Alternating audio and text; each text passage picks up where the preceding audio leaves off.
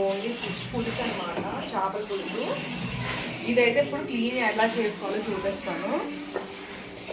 కల్లుప్పు ఉంటుంది కదా, కల్లుప్పు వేసుకొని కొంచెం ఇలాగా చల్లేసుకోవాలి. మనకి నీసు వాసన రాకుండా ఉండాలి అంటే కొద్దిగా పసుపు, నిమ్మకాయ మనము గ్రేవీలో కూడా నేను వేస్తాను చేపలకి కారం అది అంటించినప్పుడు. ఇప్పుడైతే కొద్దిగా నిమ్మకాయ అయితే పిండుకుంటున్నాను. ఇలా నిమ్మకాయ పిండుకున్న తర్వాత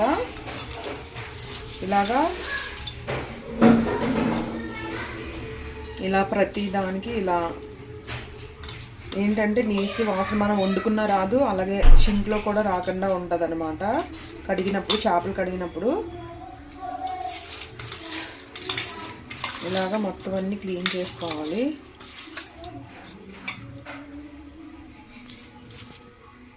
ఇది ఎందుకు తెచ్చావే?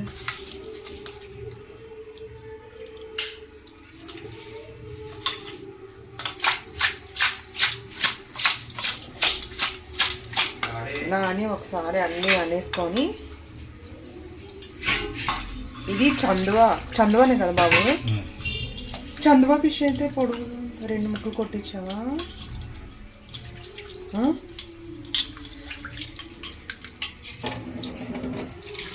ఇలాగా 3-4 సార్లు కడుక్కోవాలి.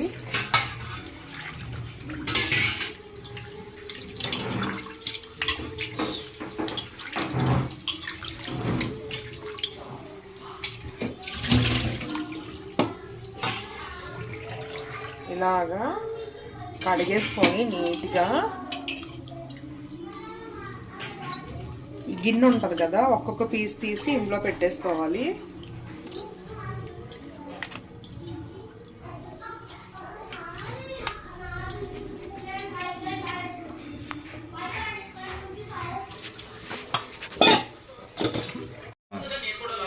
ఇప్పుడు చేపలకి కారము, ఉప్పు, నూనె కలిపేసి ఒక దగ్గర పెట్టుకోవాలండి. నేనైతే చేపలన్నీ ఇలా వాటర్ అంతా పోయేలాగా ఇందులో పెట్టేసుకున్న తర్వాత ఇలాగా ఒక గిన్నెలోకి చేప ముక్కలన్నీ తీసుకోవాలి.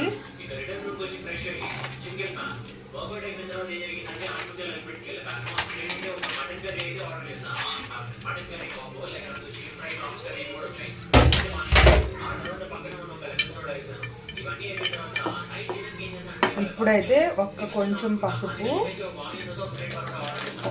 కారం ఎంత వేయాలి స్పూన్తో కొలిసేద్దామా?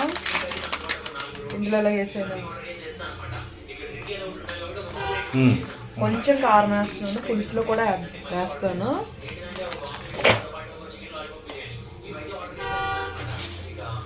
ఒక స్పూను ఉప్పు,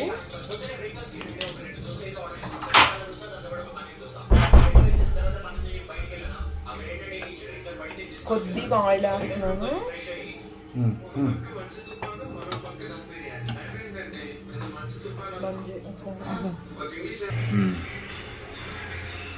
స్టార్ట్ అయిందా? ఇది 3 మ్యాంగో కారం వాడుతున్నానండి. ఇందులోని కొద్దిగా ఇది ఊరు నుంచి కారం తీసుకొచ్చుకున్నాం కదా, అది వేస్తున్నాను. మసాలా కారం, కొంచెం లెమన్, కొద్దిగా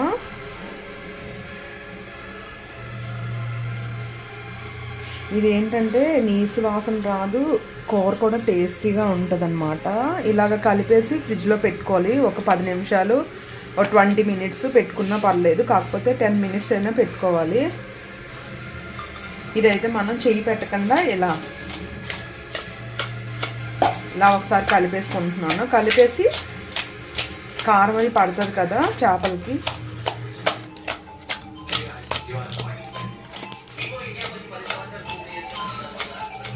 దగ్గరగా ఇలా కలిపేసి ఫ్రిడ్జ్లో పెట్టేసుకోవాలండి. చూడండి ముక్కలకి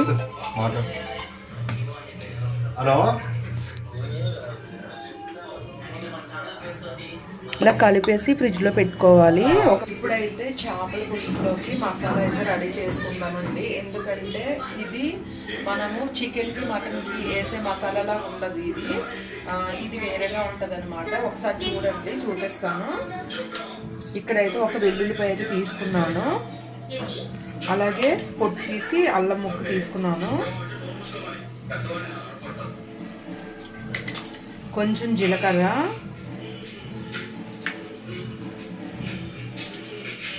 ఉల్లిపాయ ఒకటి, చిన్న ఉల్లిపాయ అన్నమాట, ఒక టమాటా,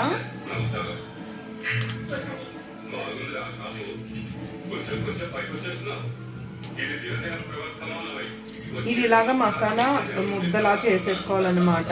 జీలకర్ర ఉంది కదా, ఇంకా ధనియాల పొడి అయితే వేస్తాను కర్రీలోని. ఇది మిక్సీ చేసుకోవాలి. దానికన్నా ముందు ఏం చేయాలంటే ఒక నిమ్మకాయ సైజు అంతా చింతపండు తీసుకున్నాను. చేపల పులుసు కాబట్టి చింతపండు పడుతుంది. ఇది ఈ సైజు మనం కిలో చేపలకైతే ఈ సైజు అయితే సరిపోతుంది. ఇప్పుడైతే ఇది నానబెట్టుకుంటున్నాను.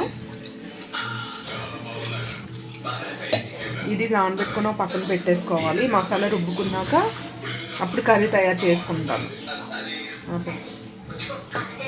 చేపల పులుసు అయితే ఇప్పుడైతే తాలింపు వేస్తున్నాను అనమాట.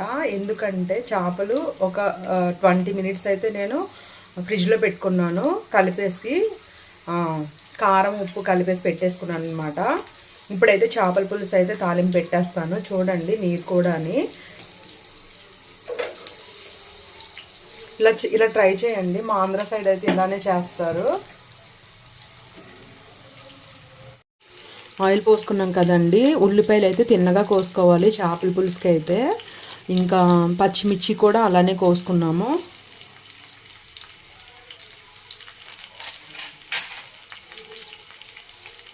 ఇలా ఒకసారి మరీ అంత వేగక్కర్లేదు ఉల్లిపాయ, చేపల పులుసుకి కాబట్టి లైట్గా వేగితే సరిపోతుంది.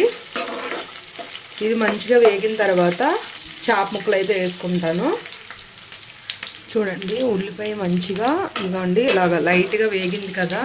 ఇప్పుడైతే చేప ముక్కలు ఉంటాయి కదా, ఇవైతే వేసేస్తున్నాను. ఇలా వేసుకొని కలపకూడదు.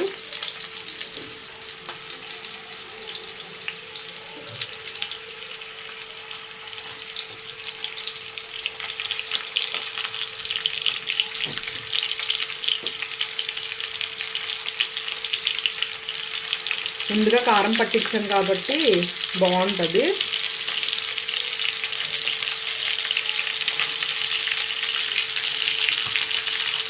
ఈ రెండు ఫ్రైకి వదిలేసాను అన్నమాట.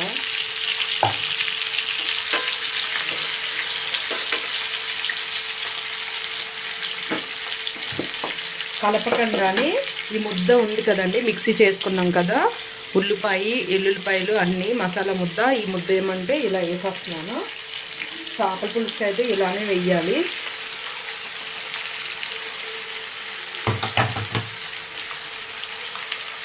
కొంచెం ధనియాల పౌడరు,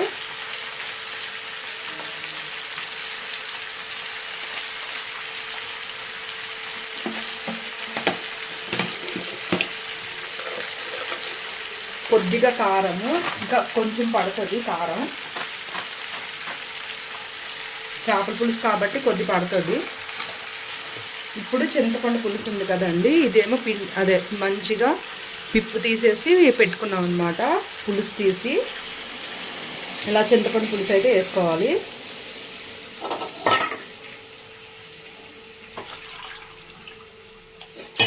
ముక్కలకి నిమ్మకాయ పట్టించుకున్నాం కదా, ముక్క అయితే ఎరగదు, బాగానే ఉంటుంది. ఇలా కొన్ని నీళ్ళు పోసుకొని ఇలా పోసేసుకోవాలి. హై ఫ్లేమ్లో పెట్టుకోవాలి ఒక 10 మినిట్స్.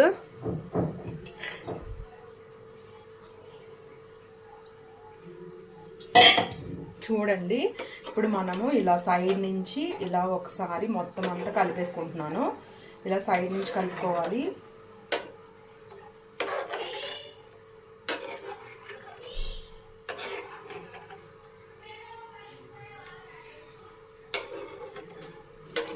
సైడ్ నుంచి కలుపుకొని ఒక 10 నిమిషాలు అయితే హై ఫ్లేమ్లో పెట్టుకోవాలి, వేడెక్కాలి కదా. చూసారు కదా, ఇదైతే మూత పెట్టేసుకుంటాను. ఇంకా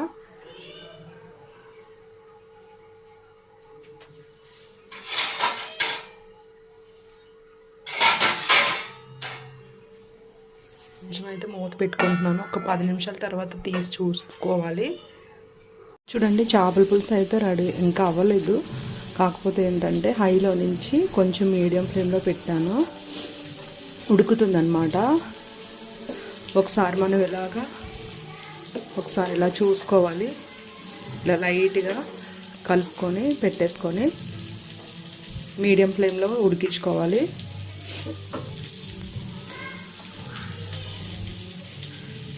చేపల పులుసు అయితే ఉడికిపోయిందో లేదో చూపిస్తాను. ఎందుకంటే ఒక ½ అన్ అవర్ అవుతుంది పెట్టి.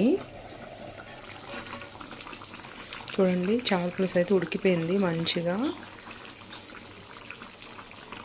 చూసారా? ఒక కప్పులో వేసి చూపిస్తాను మీకు.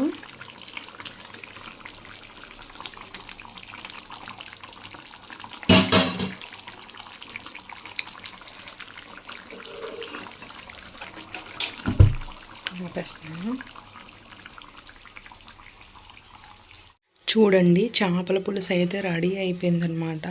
చూడండి ఎంత బాగుందో. ఇదండి నేను చేసిన చేపల పులుసు. నచ్చితే కనుక మీరు కూడా ట్రై చేయండి, చాలా చాలా బాగుంటుంది.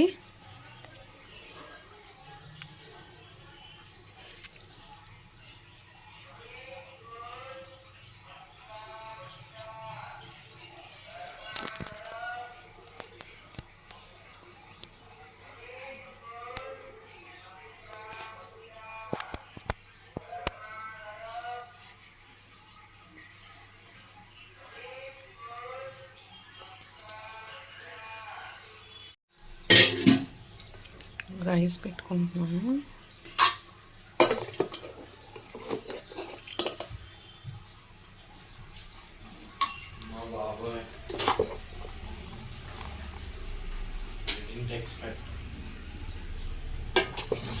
పొట్టలో ఎంత